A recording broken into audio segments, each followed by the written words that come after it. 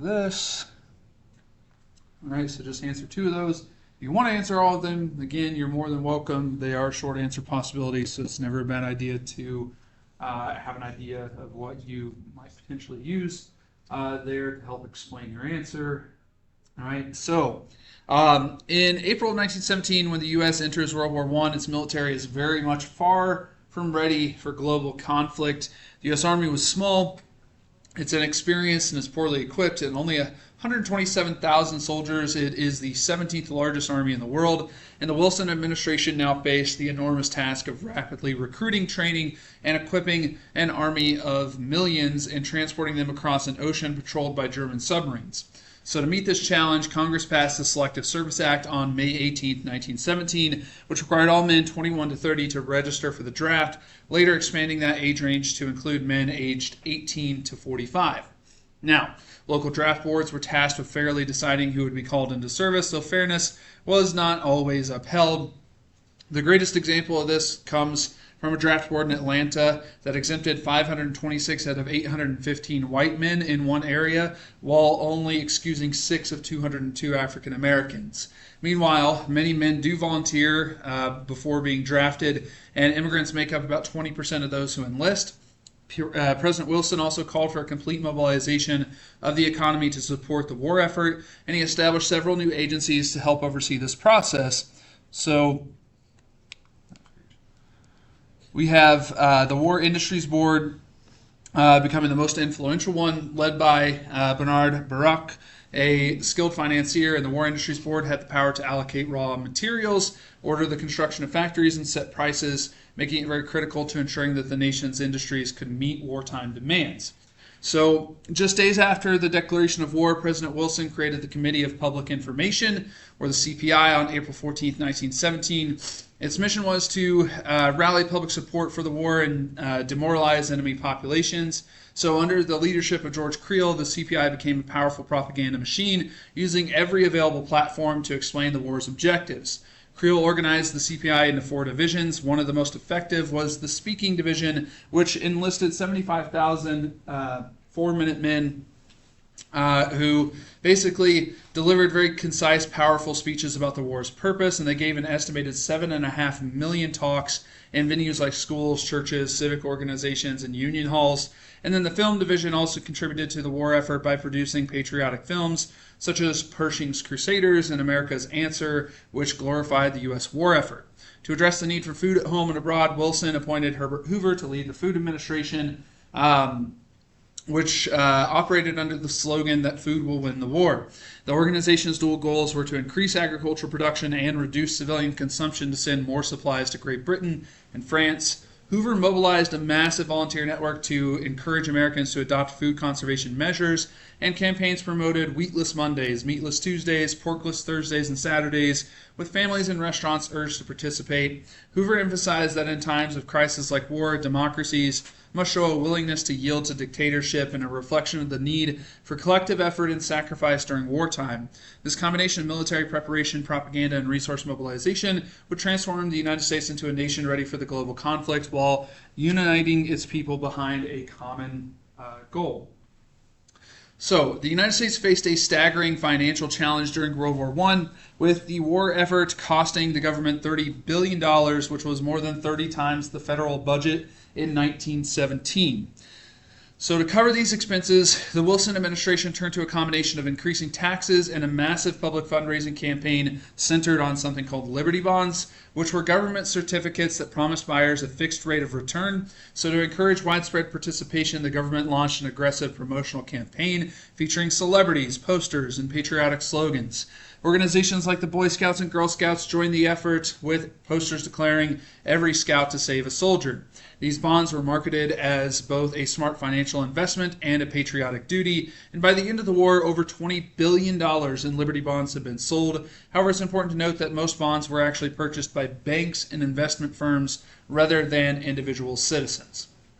So, the war was also going to create significant labor shortages as millions of men left their jobs to serve in the armed forces. So to address this, the government and businesses actively encouraged women to step into roles traditionally held by men. And at first, women supported the war effort in conventional ways, organizing fundraisers, donating supplies, serving in the Red Cross, and as nurses in the Army. But as the war intensified, they took on new wars in various industries and sectors that were critical to the war effort, working on farms, loading docks, railway crews, and in industries like armaments manufacturing, steel and lumber production, machine shops, and chemical plants, as the shift was not only helping sustain the economy during wartime, but also began to challenge traditional gender roles, paving the way for broader discussions about women's rights and their place in the workforce. So, World War I brought a significant expansion and diversification to the U.S. military, as the sheer need for millions of soldiers and sailors meant that the armed forces reflected the diversity of the nation. A prime example was the 77th Division, nicknamed the Melting Pot Division, which included 23,000 soldiers, many of them draftees from New York City, and it showcased the incredible ethnic and linguistic diversity at the time, representing 50 different nationalities and 43 languages spoken. Among its ranks were immigrants from Jewish, Chinese, Polish, Italian, Irish, Greek, Armenian, Russian, Scandinavian, Mexican, Puerto Rican, and German communities. Fittingly, the division's insignia featured the Statue of Liberty, a symbol of hope and opportunity for many of its soldiers. African Americans responded enthusiastically to the call for service, with so many volunteering that the War Department eventually had to stop accepting black recruits because quotas were filled. And by the war's end, over 400,000 African Americans had served in the military, primarily in the Army and Navy. However, racial segregation and discrimination was prevalent, as African American soldiers served in racially segregated units under the command of white officers and were often relegated to non-combat roles. Despite the limitations, their service was profound in its contribution to the war effort and a testament to their commitment to the nation. Puerto Ricans also played a significant role. Congress passed the Jones Act in 1917, which granted U.S. citizenship to the people of Puerto Rico, established a law that gave them a Bill of Rights for the island, separated its government into 3 branches, just like ours, and made English the official language. However, the act did not allow Puerto Ricans to vote in U.S. elections or have representation in Congress, but it did allow for Puerto Ricans to be drafted into military service. All right, so during the war, some 20,000 Puerto Rican soldiers served, assigned to either black or white units depending on the tone of their skin, and their contributions underscored the complex intersections of race, nationality, and service during the period. And then for Mexican Americans, service during the Great War was seen as an opportunity to improve their standing in American society, as many hoped that their sacrifice would lead to greater acceptance and opportunities in their adopted country. Between 1917 and 1920, over 100,000 Mexicans crossed the border to the U.S., driven by economic hardships and the promise of jobs and military service. Their participation added another layer of the diverse makeup of the U.S. Armed Forces and highlighted the ways in which different communities contributed to the war effort. This diversification of the military during World War I not only reflected the nation's demographic realities, but also laid the groundwork for future discussions about equality, representation, and the role of marginalized groups in the armed forces. So one of the most significant changes in African American life during the early 20th century was the Great Migration, a massive movement of black people from the rural South to the urban North. As this migration gained momentum around 1915 and 1916, when the demand for workers in rapidly expanding war industries skyrocketed, the movement continues into the 1920s as nearly 1 million African Americans, many of them sharecroppers, left behind the oppressive conditions in the South in search of a better life in what was called the Promised Land. This led to New York City, Chicago, Detroit, Cleveland, Washington, D.C., Philadelphia, and others. To understand the scale of this shift, in 1900, only 8% of African Americans, about 740,000 people, lived outside of the South. By the time we get to 1970, the number had risen dramatically to over 10.6 million, or nearly 47% of the nation's black population. So African Americans were drawn to the North by what Richard Wright called the warmth of other suns, the promise of better living conditions, higher paying jobs, and more freedom. In the North, they could generally speak and act more freely than in the South, and opportunities for their children's education were significantly better, and political opportunities also expanded. By settling in populous states like New York, Pennsylvania, Ohio, and Illinois, African Americans gained greater political influence due to the larger number of electoral votes in those areas, and the political impact became clear in 1928 when Oscar DePriest, a Republican from Chicago, was elected to Congress, becoming the first black representative from a northern district and the first to serve since Reconstruction. While the move north offered new opportunities, it also brought new challenges, as many migrants found themselves as strangers in a strange land. In densely populated cities, they often clashed with established ethnic groups, particularly the Irish and Italian communities who feared losing jobs to the newcomers. And in addition, many African Americans faced exploitation in their new surroundings. White landlords, realtors, and banks frequently swindled them, forcing them into substandard segregated housing and charging exorbitant rents. In the workplace, African Americans also received lower wages than their white counterparts doing the same job. So the Great Migration was more than just a movement of people. It was a profound reshaping of African American life, as it brought hope, opportunity, and political leverage, but it also revealed the enduring struggles of discrimination and inequality. The migration would change the demographics of the North, strengthen the foundation for the Civil Rights Movement, and forever alter the cultural and political landscape of the U.S. Only the United States, once they had joined the war, anything German was viewed with suspicion and disloyalty. Towns, streets, businesses, and even family names were changed to remove German associations from them, and many Americans stopped drinking beer since most breweries were owned by German Americans. Orchestras refused to play works by composers like Bach and Beethoven, and schools eliminated German language classes, and hyper-patriotic individuals burned German books. Even common foods were renamed. Sauerkraut became Liberty cabbage, for example. President Wilson, who had previously emphasized civil liberties, urged Congress to pass the Espionage Act in 1917 and the Sedition Act in 1918 to suppress criticism of the war. These laws granted the president sweeping powers to punish dissent, as the Espionage Act made it a crime to aid the enemy, encourage disloyalty in the military, or interfere with the war effort, punishable by up to 20 years in prison. And the Sedition Act expanded these restrictions, outlawing any speech or writing deemed disloyal, abusive, or critical of the government, Constitution, or armed forces. Wilson also recruited 250,000 volunteers to form the American Protective League, a group tasked with identifying suspected traitors. And during the war, 1,055 people were convicted under the Espionage Act, though none were actual spies. Most were simply critics of the war. One high-profile case was that of Eugene V. Debs, the leader of the Socialist Party in the U.S., who was sentenced to 10 years in prison for speaking out against the war. In his trial, Debs declared, "While there is a lower class, I am in it. While there is a criminal element, I am of it. While there is a soul in prison, I am not free." And these actions reflected the extreme measures the government used to stifle dissent and enforce unity during wartime, often at the expense of civil liberties. So President Wilson was determined to prosecute immigrants who supported America's enemies, while others in Congress sought to restrict immigration entirely. Influenced by racist theories, Congress passed the Immigration Act of 1917, reviving the idea of requiring immigrants to pass a literacy test. This was not a new proposal, as similar legislation had been vetoed by Presidents Cleveland, Taft, and Wilson as recently as 1915. However, this time, Congress overrode Wilson's veto with overwhelming majorities in both houses. The Immigration Act excluded all Asians except Japanese and Filipinos, requiring immigrants over 16 to pass a literacy test to show basic reading skills, and raised the immigration head tax to $8, or the equivalent of about $160 today. It also granted officials broad authority to exclude newcomers deemed undesirable. These measures reflected a growing hostility towards immigrants during the war. Wilson also concerned about disloyalty amongst certain American groups. Many local and state officials belonged to the Socialist Party, which strongly opposed U.S. involvement in the war, and additionally thousands of wage workers were members of the Industrial Workers of the World, or the Wobblies. This militant labor group had fought for workers' rights and viewed the war as a distraction from the struggle between labor and management, and once the U.S. entered the war, the Wobblies became a target for their anti-war stance, which included urging men not to enlist, with slogans like "Don't be a soldier, be a man." Federal agents raided 48 different Wobbly offices nationwide, arresting 165 members. Of those, 100 were convicted of sedition and imprisoned. Wobblies also faced brutal retaliation, including being jailed, beaten, shot, and tortured as the government cracked down on dissent. These actions revealed the intense pressure to conform during wartime and the harsh treatment of groups that resisted the dominant narrative of patriotism.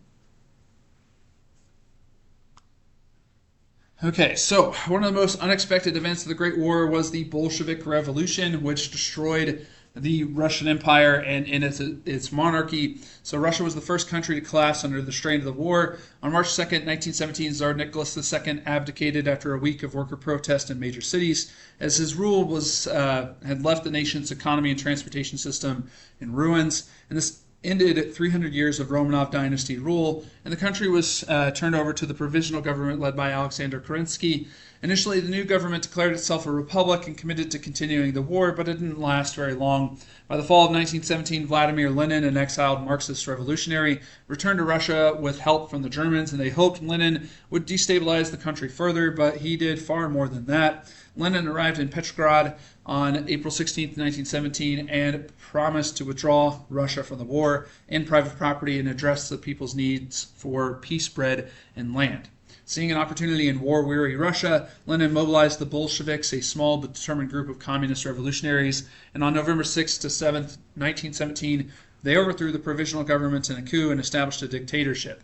Lenin banned political parties, abolished organizational religion, ended civil liberties, and suppressed the free press. Opponents, including the Tsar and his family, were imprisoned or executed, and after the Bolsheviks seized power, Nicholas II sought asylum for his family from Britain and France, but both countries refused. The Romanovs were placed under house arrest. On July 17, 1918, Bolshevik secret police woke the family and their 4 servants, claiming they were being moved to safety. Instead, they were taken to the cellar, where all of them were executed, either being shot, stabbed, or beaten to death.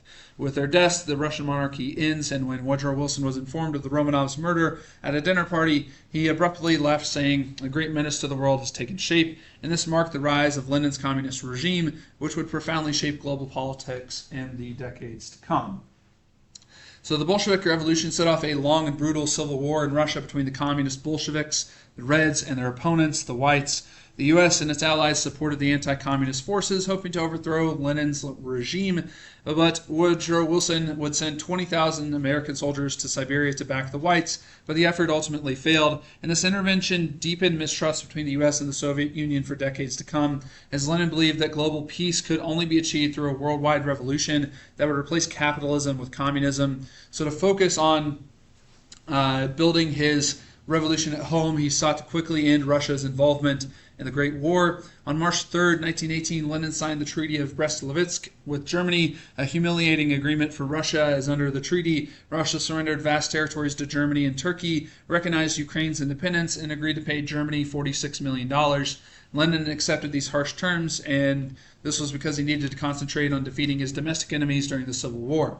Meanwhile, prominent voices in the U.S. like Walter Lippmann, editor of the New Republic, warned Wilson to avoid interfering in Russia's internal affairs. Lippmann argued that the military involvement in the Russian Civil War would be a mistake, and despite these warnings, Wilson pushed forward with intervention, and for 19 months, American troops attempted to support the anti-communist forces, but their efforts made little impact. In April of 1920, U.S. troops withdrew, having failed to topple Lenin's government, and the U.S. involvement left a lasting impression on the Russian communists, as they believed firmly that Americans had tried to destroy the communist revolution, contributing to the deep suspicion and hostility that would define Soviet-American relations for the 20th century.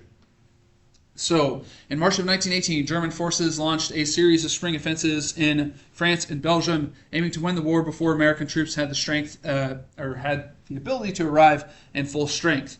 By May, the German army had pushed to the Marne River, just 50 miles from Paris. The tide began to turn in June 1918 at the Battle of Belleau Woods, though, where U.S. forces under General John J. Pershing joined the French in driving the Germans back. During the battle, when a French officer urged an American unit to retreat, Marine Captain Lloyd W. Williams famously replied, "Retreat? Hell, we just got here."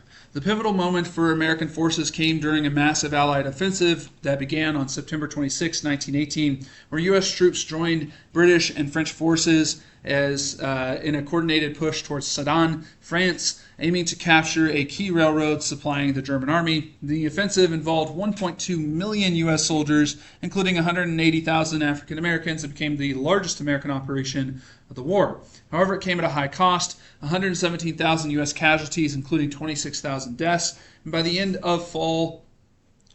early part of fall in 1918, German forces, outnumbered and overwhelmed, were retreating across Belgium. German General Erich Ludendorff later admitted that America became the decisive power in the war. One soldier who became a symbol of American bravery during the war was Sergeant Alvin York. Hailing from a poor, deeply religious family in the Tennessee mountains, York was a devout Christian and a pacifist when the U.S. entered the war, and initially he wanted no part of the conflict, but eventually reconciled his faith with his duty, reasoning so long as a man is in his right in his own soul, he remains a righteous man, and I know that I would go to war. During the 47-day offensive in the Argonne Forest, York's platoon was tasked with taking out a ridge guarded by dozens of German machine guns. The assault quickly turned disastrous, leaving York in charge of 7 remaining soldiers trapped in no man's land. A skilled marksman, York began picking off German gunners with deadly precision. When a group of 6 Germans charged him, he dropped his rifle, pulled out a pistol, and shot them one by one, starting with the furthest away, a tactic he compared to the way that he shot wild turkeys at home. York's actions caused the remaining German troops to surrender, and by the end of the day, he and his comrades had captured or killed over 132 Germans. York's incredible feat earned him the Congressional Medal of Honor, along with top military honors from Allied nations. His story quickly became legendary, symbolizing the determination and heroism of American forces during the Great War. So, President Wilson was determined to ensure that the Great War would be the last large global conflict. So to achieve this in 1917, he appointed a group of experts known as the Inquiry to help draft a peace plan. With their guidance, Wilson developed what would become known as the 14 Points, a set of principles designed to guide the peace process and reshape the world after the war. On January 8, 1918, Wilson presented the 14 Points in a speech to Congress, calling them the only possible program for peace. So the first 5 points focused on broader issues of international diplomacy. 1, open diplomacy without secret agreements. 2, freedom of the seas for neutral nations during wartime. 3, free trade between nations. 4, reducing military armaments. 5, turning colonial empires into independent nations. Now, most of the remaining points address territorial concerns. Wilson urged the Central Powers to evacuate occupied territories and promote the principle of self-determination, allowing ethnic groups and nationalities to form their own independent nations. One of the key provisions was Point 13, which proposed the creation of a new Polish state after over a century of being dominated by Russia and Germany. And by Point 14, the center point of peace, of Wilson's plan, called for the establishment of a League of Nations to maintain global peace. While Wilson's 14 points were well received, African Americans requested Wilson add a 15th point, advocating an end to racial discrimination, but Wilson didn't act on that request. When the 14 points were presented to the British and French leaders, they accepted them with 2 key reservations. The British wanted to limit the freedom of the seas as their navy was central to their security, and the French demanded reparations from Germany and Austria for the damages caused by the war. By late October 1918, Germany was on the brink of collapse. The population was exhausted by the war, facing starvation, and revolutions were breaking out. Sailors mutinied, and on November 9th, the German Kaiser abdicated, and a republic was declared. On November 11th at 5 a.m., a ceasefire was signed, ending the fighting, and the guns fell silent at the 11th hour of the 11th day of the 11th month, marking the official end of the war after 1,563 days of brutal conflict. The world erupted in celebration as the grief and fear that haunted the war years gave way to hope. In total, the U.S. lost 53,000 soldiers in combat, with 63,000 more dying from diseases like the 1918 influenza epidemic. Other nations suffered much greater losses. Germany over 2 million, France nearly 1.5, Great Britain almost 1 million, and Russia 1.7 million soldiers. The new Europe would, however, be drastically different from the pre-war world, poorer, more violent, and less capable of decisive action. As a result of the involvement of the war, the U.S. would emerge as the world's dominant power, for better or worse, setting the stage for a new global order.